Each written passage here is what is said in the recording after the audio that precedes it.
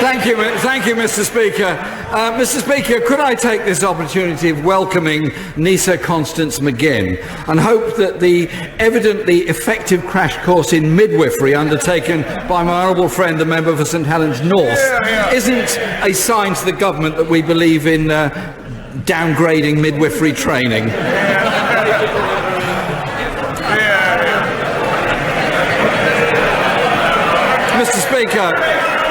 Mr. Speaker, just a few months ago on the steps of Downing Street,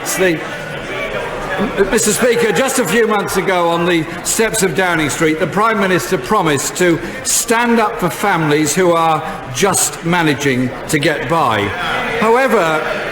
However, we now know that these were just empty words, as this government plans to cut work allowances for exactly those families who are just getting by.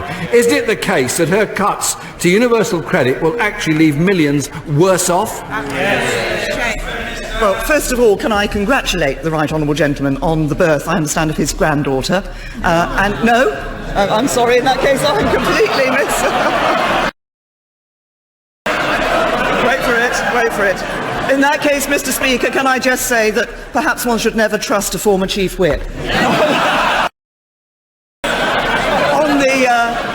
On the point that the Right Honourable Gentleman has raised in relation to universal credit. The introduction of universal credit was an important reform that was brought about in our welfare system. It's a simpler system so that people can see it much more easily where they stand in relation to benefits. And crucially, the point about universal credit is making sure that work always pays. As people earn more, as people work more, they earn more. It's right that we don't want to see people just being written off to a life on benefits, that actually we're encouraging people to get into the workplace. Mr. Speaker, it's a bit unfair to blame a former Chief Whip for some little bit of confusion. Very ungallant. Can't we just admire the member for St Helens North on his work? Mr. Speaker,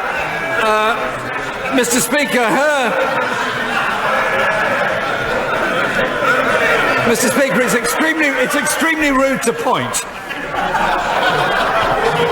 Mr. Speaker, her predecessor abandoned these same cuts to working people through the tax credit system. Now she, as Prime Minister, is enacting them through universal credit. The Centre for Social Justice says these cuts will leave 3 million families £1,000 per year worse off. Right. Why is the Prime Minister slipping the same cuts in through the back door? Well, I have to say to the Right Honourable Gentleman, at least my former Chief Whip has got a job. Yeah. Can I, on the serious point that he raises about universal credit, I repeat what I've just said. I think it is important that we look at why universal credit has been introduced. It was introduced because under the benefit system under the Labour Party, under the Labour government, what we saw was too many people finding that they were better off on benefits than they were in work. What is important is that we value work, we value getting people into work where they are able to work, but we want a system that is fair. And it's a system that is fair both to those who need the benefits, but also fair to those who pay for the benefits through their taxes. And there are many families struggling to make ends meet, who are paying for the benefits of others. I want a system that's fair to them as well. Corbyn!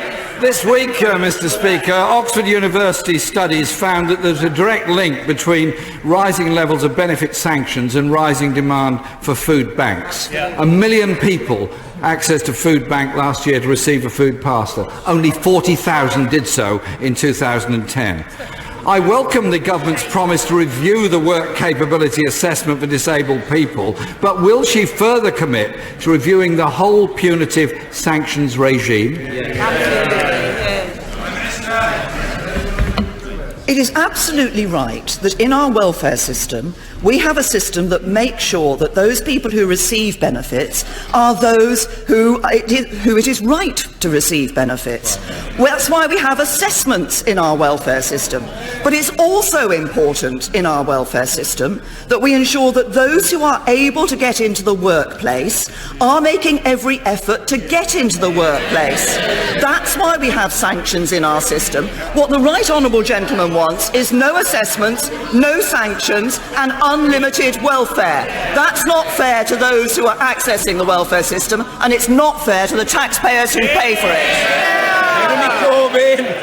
Mr. Speaker, according to the Sheffield Hallam University study, 1 in 5 claimants that have been sanctioned became homeless as a result of it. Many of those included families with children. Mr. Speaker, could I recommend the Prime Minister supports British cinema and takes herself along to a cinema to see a Palme d'Or winning film, I, Daniel Blake. And while she's doing so, perhaps she could take the Work and Pensions Secretary with her, because he described the film as monstrously unfair and then went on to admit that he'd never seen it. So he's obviously got a very fair sense of judgment on this. But I'll tell the Prime Minister what's monstrously unfair. Ex-servicemen like David Clapson dying without food in his home due to the government's sanctions regime. It is time that we ended this institutionalised barbarity against often very vulnerable people. I have to say to the right honourable gentleman that of course it's important that in our welfare system we ensure that those who need the support that the state is giving them through that benefit system are able to access that.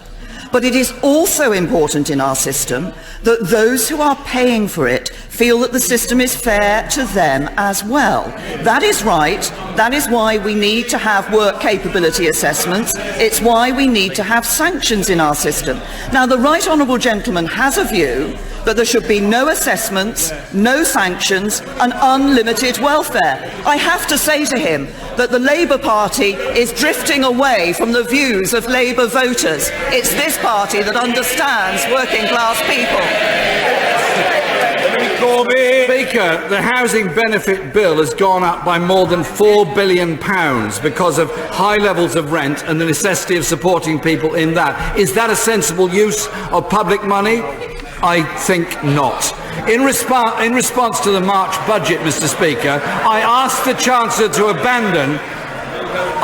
Chancellor, Mr. Speaker, to abandon the £30 cut for disabled people on employment and support allowance, unable to work, but who, with support, may be able to work in the future. They want to be able to get into work. What evidence does the Prime Minister have that imposing poverty on people with disabilities actually helps them into work? I'm pleased to say that what we've seen under this government is nearly 500,000 more disabled people actually in the workplace. My right honourable friend, the Secretary of State for Work and Pensions, has launched a green paper on work which is starting to look at how we can continue to provide and increase support for those who are disabled who want to get in the workplace. But he started his question by asking me about the increase in the money that's being spent on housing benefit.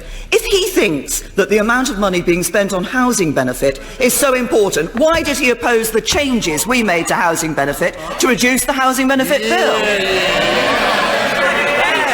Mr. Speaker, as the Prime Minister well knows, my concern and those of my party are the incredible amount of money being paid into the private rented sector by excessive rents, and that could be brought under control and handled much better. Mr. Speaker, many people in this House will have been deeply moved by my honourable friend, the member for Swansea East article about the tragic death of her son and having to take out a bank loan to cover the funeral costs. The Prime Minister may be aware that the Sunday Mirror, with the support of the Labour Party, are calling for an end to council charges for the cost of parents of laying a child to rest.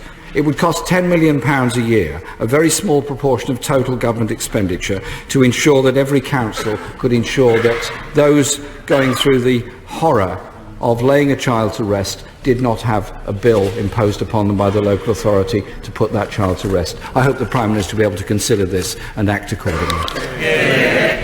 I recognise the issue that the Right Honourable Gentleman has raised. There are, of course, facilities available through the Social Fund Funeral Expenses Payment Scheme for payments to be made available to people who qualify, meet those eligibility conditions. Of course, it's difficult for anybody when they have to go through the tragedy of losing a child and then facing the consequences of the sort that the Right Honourable Gentleman makes.